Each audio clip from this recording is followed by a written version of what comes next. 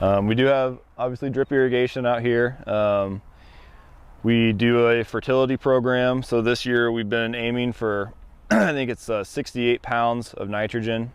And that's done over an 8-week period. So it's 8 applications once a week. And our base for those is alternating between calcium nitrate and 28% with a little bit of a product called reinforced K mixed into it.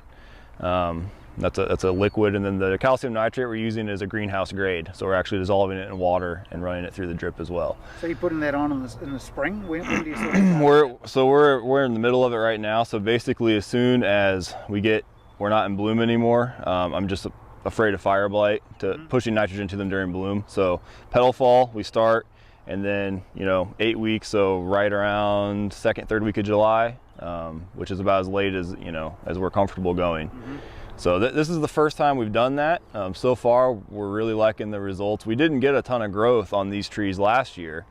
They were planted really late. They had a lot, just not great weather. I mean, a lot of rainfall. This orchard was not tiled then, so we had a lot of standing water. We had some trees die in some of these wet spots. But then looking at the trees that were planted this year, comparing them to pictures from these trees last year, there's a big difference. So we feel like, having the field tiled, this fertility program is helping us a lot. And then that fertility program, we're hoping that we will only do that for this year. We don't want to continue, just from a fruit quality standpoint, I don't want to be pushing a lot of fertilizer to them when we're actually cropping them. I am a little bit worried too about getting the trees back into balance, but we're just trying to get them to the top wire as quickly as we can. And you look at the amount of vigor that you've got, you've got more than 12 inches growth already. Right.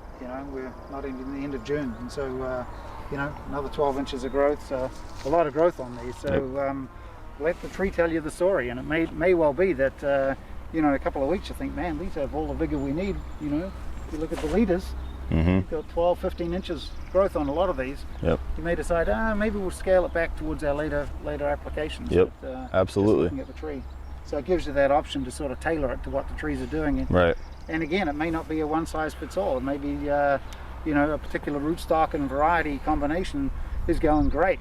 Okay, right. They don't need so much nitrogen. Some other ones are struggling. Okay, they need it for a bit longer. And that's one reason we really we love fertigation, and we love liquid fertilizers, because it gives, like for example, if you're getting a pre-blended dry fertilizer, and you're going to get that from whoever you buy fertilizer from, well, now you might get 10,000 pounds, 20,000 pounds. Well, it's mixed up and it's there in that spreader, in that caddy, in that trailer, whatever it is. You lose some flexibility, but we really like utilizing as many liquids as we can and doing fertigation, because you're making more applications, but the fertilizer is going on in smaller amounts, and it gives you the option to tweak things as you need to and switch from different nutrients, maybe add some micros in, and that flexibility is a big reason. And it does cost a little bit more to put everything on through the drip, but when you're talking about a crop like apples in a high density system like this, I think it's very worth the extra money.